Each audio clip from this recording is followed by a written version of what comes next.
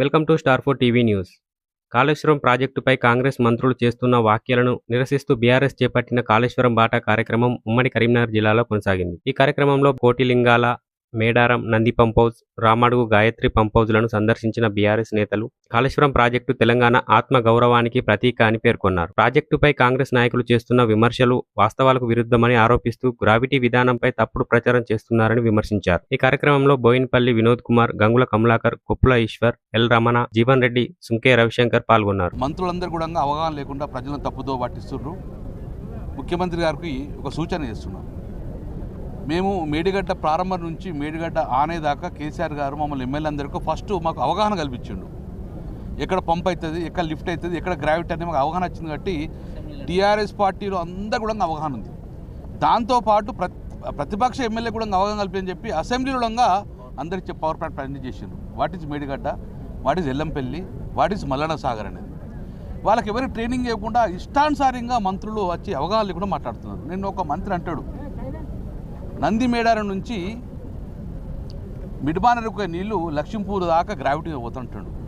అసలు ప్రపంచంలో బాహుబలి మోటార్, ప్రపంచంలో అత్యంత ఎత్తున బాహుబలి మోటార్లు వేసి లిఫ్ట్ చేసింది ఎక్కడ అంటే ప్రపంచంలో ఇక్కడే, ఇక్కడ గాయత్రి పంప్ హౌస్లో. నువ్వు గ్రావిటీ ఉన్నాక ఎందుకు ఎత్తిపోతారా ఇన్ని ఖర్చు పెట్టుకొని? ఎవరు కానీ కొలతలు అనేది సముద్రం యొక్క ఎంఎస్ఎల్ మీన్ సీ లెవెల్ నుంచి కొలతలు చేస్తారు. మళ్ళీ చెప్తున్నాం, రాసుకోండి. అక్కడ మేడిగడ్డ నుంచి ఇక్కడ వరకు ఎక్కడ గ్రావిటీ లేదు, అంత పంపే. ఇక్కడ నుంచి మిడ్మానేరు దాకా మనకందరికీ తెలుసు. తెలిసినతోనైనా మాట్లాడచ్చు, తెలియనతోనైనా మాట్లాడచ్చు, మిడిమిడి జ్ఞానంతో మాట్లాడలేము. కాంగ్రెస్ ముఖ్యమంత్రి రేవంత్ రెడ్డి, ఇరిగేషన్ శాఖ మంత్రి ఉత్తమ్ కుమార్ రెడ్డి గారు, మంత్రులు అవగాహన లోపించేది వాళ్ళకి.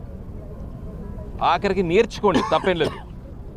గంగుల కమలాకర్ గారు చాలా లెక్కలతో సహా చాలా స్పష్టంగా చెప్పాడు. ఈరోజు కాళేశ్వరం ప్రాజెక్టు కూలేశ్వరం అయిందన్నాడు. దయచేసి మీరందరూ కూడా షూట్ చేసిండ్రు. అంత బ్రహ్మాండంగా నీళ్లు సర్జిపుల్లకెళ్ళి పంపుల ద్వారా ఇక్కడికి ఎత్తిపోస్తుంది. పక్కకి ఏమున్నది, కాళేశ్వరం ప్రాజెక్ట్ ప్యాకేజ్ 8 అని రాస్తున్నది. అక్కడ ఎట్లా కూలేశ్వరం అవుతుంది? Government of Telangana Kaleshwaram project package 8 అని అక్కడ రాస్తుంది. దయచేసి చూపిర్రి. రేవంత్ రెడ్డికి తెలియకపోతే చెప్పిన అది కూడా రేపు పొద్దున సున్నం వేసినా ఎత్తాడు. దయచేసి టీవీ ఛానల్స్ చూపియండి, కాపాడుకోవాలి. గిట్టనే రాజముద్రను వరంగల్ కాకతీయులు ఒక ఎంబులంని తీసేస్తానని మొదటి రోజు ఆయన ముఖ్యమంత్రి తెల్లారు. నేను బేడ లొల్లి పెట్టిన తర్వాత ఆగింది అది.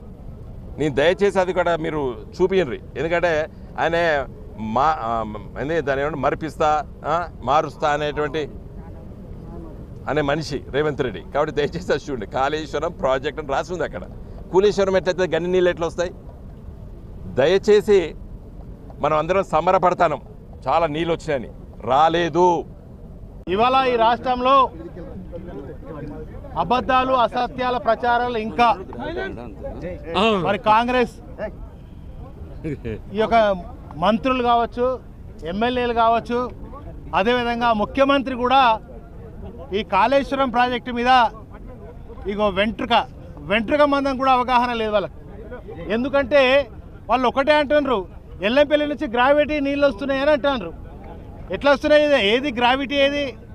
గ్రావిటీ ఏది అసలు? గ్రావిటీ అంటే తెలిసినటువంటి నాయకుల మీరు మిమ్మల్ని, అందుకే చాలామంది మా నాయకత్వము, మా మాజీ మంత్రులు, మాజీ ఎమ్మెల్యేలు, మా వర్కింగ్ ప్రెసిడెంట్ గారు హరీష్ రావు గారు, కేటీ రామారావు గారు అందరు కూడా ఒక్కసారి కన్నెపల్లి పంపులు విజిట్ చేయమన్నారు, గాయత్రి పంపు విజిట్ చేయమని చెప్పారు, నంది పంపులను విజిట్ చేయమని చెప్పారు.